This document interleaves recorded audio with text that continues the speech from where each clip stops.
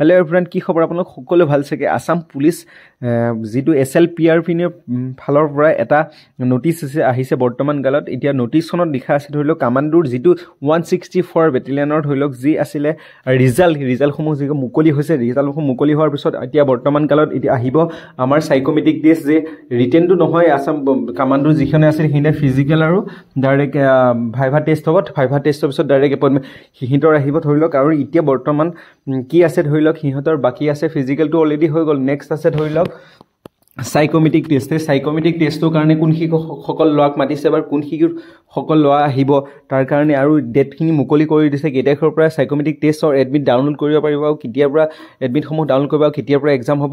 তো ইয়াত লিখা আছে সম্পূৰ্ণভাৱে, তো আপোনালোকে চেক কৰি চাব পাৰে। 7/4/2025 তাৰিখৰ পৰা আপোনালোকে 7/4/2025 এপ্ৰিল অহা 7 এপ্ৰিলৰ পৰা আপোনালোকে এক্সাম যিটো সাইকোমেট্ৰিক টেষ্ট, সেই সাইকোমেট্ৰিক টেষ্টটো গুৱাহাটী অসম 4th আসাম বেটেলিয়ান কাহিলীপাৰাত যি বেটেলিয়ান আছে 4th আসাম বেটেলিয়ান APPNৰ, তো তাত গৈ পেলাই সাইকোমেট্ৰিক টেষ্ট দিব লাগিব। আৰু এই ধৰি লওক এই সাইকোমেট্ৰিক টেষ্ট যিসকলে পাছ কৰিছে, যিসকলে সাইকোমেট্ৰিক টেষ্ট দিব যাব, সেইসকলৰ কাৰণে ধৰি লওক এডমিটসমূহ যিসকল এডমিট আছে সেই এডমিটসমূহ ডাউনলোড কৰিব পাৰিব।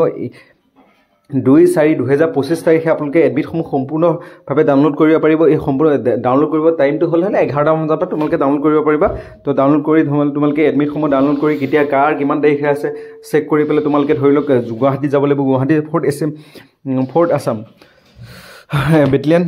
বেটেলিয়ানৰ কাহিলীপাৰাত যি আমাৰ আসাম পুলিচৰ বেটেলিয়ান আছে 4th APPNৰ, তো তাত গৈ পেলাই তোমালোকে এই সাইকোমেট্ৰিক টেষ্ট দিব লাগিব। টেষ্ট দিয়াৰ পিছত টেষ্ট কেনেকুৱা হয় কি কথা তোমালোকে সম্পূৰ্ণভাৱে কমেণ্ট কৰি জনাবা। আৰু কাৰ আহিছে, কাৰ এডমিট ডাউনলোড হৈছে, কিমান আহিছিলে, তো সেইখিনি হয়তো তোমালোকে কমেণ্ট কৰি জনাবা।